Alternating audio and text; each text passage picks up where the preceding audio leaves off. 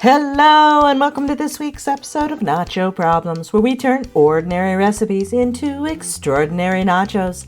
I'm Nacho Queen, but you can call me M. We're in Tanzania this week on our Nacho World Tour, and we're making Zanzibar Mix Nachos. Zanzibar Mix, also known as rojo soup, is a popular street food in Tanzania.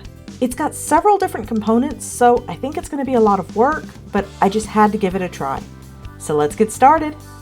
Step 1, the chips. We're actually going to be making two different chips this week. The first one is called bhajias, which are fried lentil fritters. And for those we need 1.5 cups red cowpeas, 1.5 cups moong dal, 1 onion chopped, 3 to 4 green chilies. I'm going to be using about 1/4 of this green bell pepper chopped, 1/4 teaspoon garlic, 2 teaspoons salt, 1/4 cup chopped fenugreek leaves, and some oil for frying. You may also want to use a handful of chopped fresh coriander, aka cilantro, aka the dish soap leaves to about 10% of the population and 80% of Casa del Nacho. Obviously, I'll be omitting them. To start off, we need to soak our lentils for at least 5 hours, preferably overnight. So I'm going to measure them out into a strainer so I can give them a good rinse with cold water, then place them into a large bowl. They will expand, so you might want to use a slightly larger bowl than this. Then cover them in water and leave them to soak. You'll want to change the water a few times. I did it about every hour. Once they're done soaking, drain well before adding them to the bowl of our food processor, Cuisinart Garfunkel. I'm going to have to grind this in 2 batches, I think. Grind the lentils up until it forms a rough mixture. Don't forget to scrape the sides. Then add in the onions and green pepper and continue grinding until you have a consistency that will hold together in a ball shape. I'm going to set that aside while I grind up the rest. Once it's all done, add the garlic, salt, and fenugreek leaves and mix well. To fry, I'm just going to form the mix into patties and then gently lower them into the oil with my spider strainer. Fry for just 2 minutes at 375 Fahrenheit or 190 C until golden brown. Then remove to a paper towel lined plate, and that's our first chip. For the second chip, we'll be making fried mashed potatoes, and for that we need about 1 pound of potatoes chopped into 2-inch chunks, 1 teaspoon chili powder, 2 tablespoons lemon juice, 1 cup graham flour, 2.5 teaspoons salt divided, 1/4 teaspoon garlic, and some water. Start by placing the potatoes in a pot of water and cook on medium-high heat for 10 to 15 minutes or until tender. Then drain them, return to the pot, and start mashing. Once it's fairly smooth, add in the lemon juice, 2 teaspoons salt, and chili powder. Now mash for another minute, then stir to make sure you've got a smooth texture and the spices are fully incorporated. Let them sit until they're cool enough to handle. Then scoop some out and form them into a patty roughly the same size as the bhajias.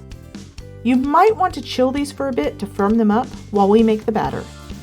In a small bowl, combine the graham flour, 1/2 teaspoon salt, and garlic and mix well. Then start adding water and mix until you have a consistency similar to a pancake batter. Now back to frying atoms, who's still at 375 F. Coat one of the potato patties in the batter and then gently place it in the oil. Be careful not to splash hot oil on yourself. They will initially sink, but then should float to the top. If they don't, give the basket a little shake to dislodge them. Fry for 2 to 3 minutes until golden and crispy. And then remove to a paper towel lined plate. Don't try to fry too many of these at once as they'll stick together. And that's all the chips. Next up is Step 2, the toppings. Well, for 2 different chips, we obviously need 4 different toppings. So we've got coconut and red chili chutney. I hope you guys don't mind, I did not try to make these. We've also got some more fenugreek leaves instead of coriander, and we've got some more potatoes, which is the only thing here that needs work. We're going to take the potatoes and grate them up. You can also slice them into matchsticks, but that takes better knife skills than what I have. Once these are grated, just rinse them and then dry them very, very well.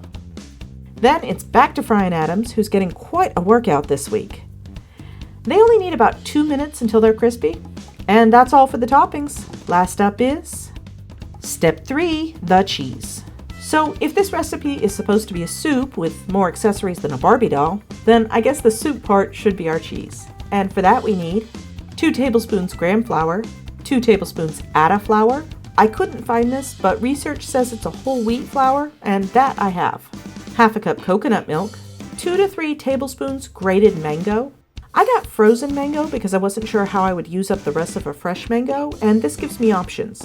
I will say though, it's a lot harder to grate though, because your fingers go numb from the cold after a few minutes.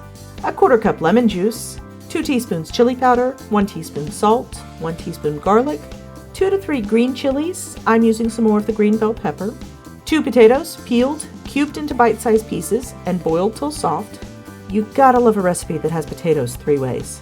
A 1/4 teaspoon turmeric, and about 4 cups of warm water. Start by adding both flours to a small pot and give them a quick stir to mix them. I do not have the burner on yet. I'm going to slowly add in the first cup of water to make sure it fully incorporates into the flours without getting lumpy. Now turn on the heat to low, slowly adding in the remaining water and stir well. Next, add in the salt, chili powder, and turmeric and keep stirring. I should have also added the green peppers at this point, but I forgot them till later. Cook for a minute or 2 and then add in the lemon juice and garlic and let simmer, stirring regularly for about 5 minutes. Then add in the coconut milk and mango and cook for another 5 minutes. Finally, add in the potatoes and the forgotten peppers. I cooked for 5 to 7 minutes more to soften the peppers, but if you added them when they were supposed to, another 1 to 2 minutes should be fine.